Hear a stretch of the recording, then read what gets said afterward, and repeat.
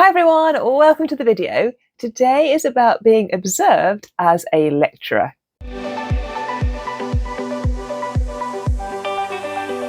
Hi, welcome back to the channel. If you're new, hi to our academic gang here on YouTube. I'm Caroline. I'm a UK-based senior physics lecturer. So I specialise in physics, I do research, teaching, admin, and today is all about being peer observed in a lecture as part of our kind of continual professional development.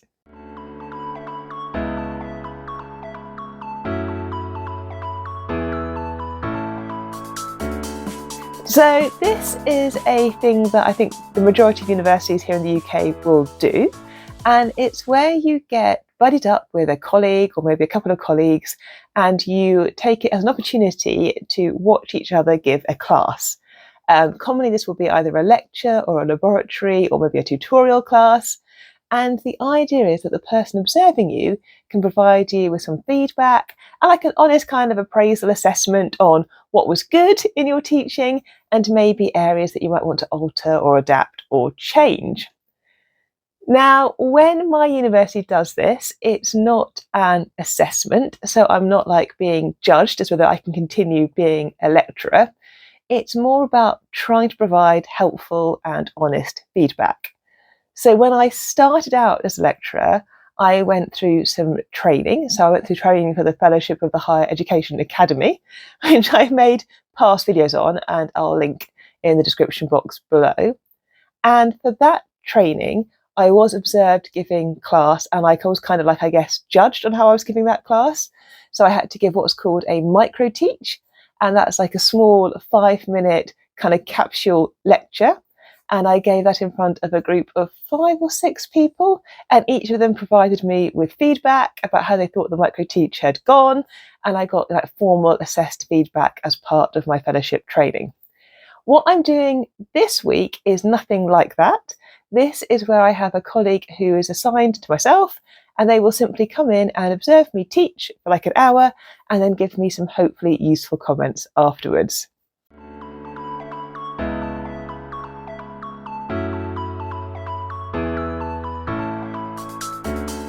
Process. I've been through this process before. So it's something that we did every year. And then the pandemic unfortunately hit, and of course all of our teaching went online. So that was like a very different environment to be giving class and giving lectures. We're now very much back giving kind of face-to-face, in-person lecture teaching, which means that this kind of peer-to-peer assessment of each other's style and techniques has kind of come back. Served on is this week. It's a lecture class. Sometimes you'll get to choose, and I always think about this, right? So I know in advance which is the lecture that I'm going to be observed on, and actually it hasn't changed how I've prepared for that lecture. You know, I know what content I'm delivering for that particular class. My slides were already written for that class. My notes were already prepared, so it's not changed how I intend to give that material.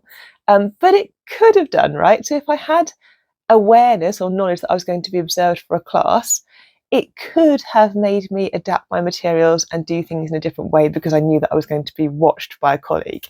And I said it hasn't in my case, but it does always make me wonder whether when we do these peer observations, whether it's better not to know which class you're going to be observed on and for the person just to randomly turn up. I mean, that might be, I guess, possibly a truer reflection of the materials that you had prepared and the way you were going to deliver that class. I don't know how many of my colleagues find themselves changing their class preparation if they know they're going to be assessed.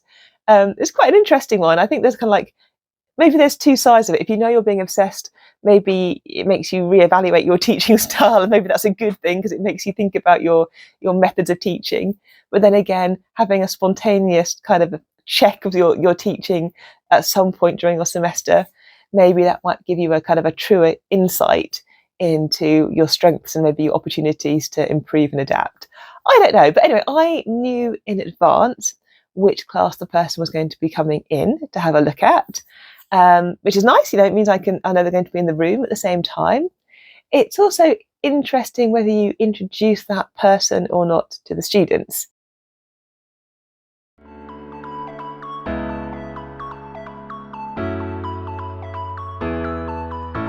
So I've been teaching now for a number of weeks for particular cohorts of classes, and if they have another academic member of staff in the class, they might wonder what's happening. Why is this extra academic sitting in the class? So I do usually introduce the academic, because I want to make the students be aware that the academic isn't there to judge them. They're just there observing what happens in one of our classes. So I don't make a big thing of it, but I do introduce the person just so everybody knows that there's somebody else extra in the room. And then usually the person who's observing you, at least in my experience, kind of sits to one side. I've never had somebody observe me as another staff member sit right in the front row and glare at me. Usually they're quite discreet about it. And then really you just crack on and give class as you normally would. At least that's what I do. I just take class and let the class evolve and go with what I would be normally delivering in that particular lecture. And then after the session, you have a meeting with that person who observed you teach, and you get feedback. And so, the person might point out things that were clear in your lecture, or things that were maybe slightly muddled or confusing. Maybe some of your graphics worked really well, or maybe some of those were challenging. Maybe you hopped between topics quite quickly, or the pace wasn't, maybe quite suited to that lecture class. Usually you get a few pointers of things that the person observed that they thought were great, and things that they maybe think you could possibly adapt or change. So one year I did it, and the person observing me pointed out that I use multicolour pens, which I do when I'm doing my physics derivations. I use different coloured pens, and they thought that was a good idea, but they wondered if there was a particular kind of colour theme I was using. Was I always using a particular colour for equations that needed to be memorised, or a particular kind of method? And I wasn't. I was just using colour just to help highlight different areas of the course. But it kind of made me think about maybe I should be using it in a more kind of systematic way. So it's things like that, things that maybe you might not have thought of yourself, that a fresh observer looking at you teach will kind of highlight and point out.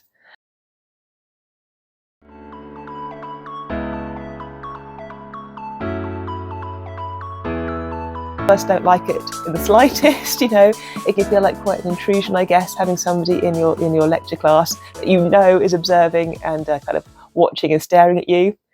At my university, the way we do it is we're usually in pairs. So the person who observes me, I then will observe one of their classes back in return.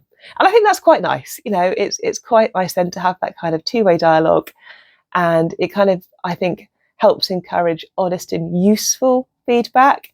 If somebody's going to say all the negative points about my class, and then I go and watch their class, there's that kind of actually, let's do this in a really nice way because we're helping each other out.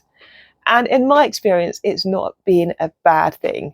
Being peer observed, I found to be really useful, really helpful. It's something that we have to do at my university. And as I said, it doesn't particularly bother or perturb me during that particular lecture. But I'd love to know how other people find it. So if you're teaching at a university or giving class, are you observed at all as part of your kind of professional development? Do you enjoy the experience? Do you find it really difficult and awkward? I mean, at my university, it's not something that happens all the time. I will get observed for one class in an academic year. So it's not like I've got somebody sitting in there all the time. But I'd love to know whether you find it useful, off-putting, helpful, whether your university doesn't do it and you wish they did. Let me know in the comments. Let me know your thoughts. It's just so interesting to hear our individual takes on this academic world. But I hope you're having a really good week. I hope things are progressing well. If you're new, do hit subscribe. We chat all things academic, as you can probably tell. But yeah, have an awesome week, and I'll see you next Monday for another video as we're drawing towards the end of this semester before we break for the winter. So yeah, have a good week. Bye.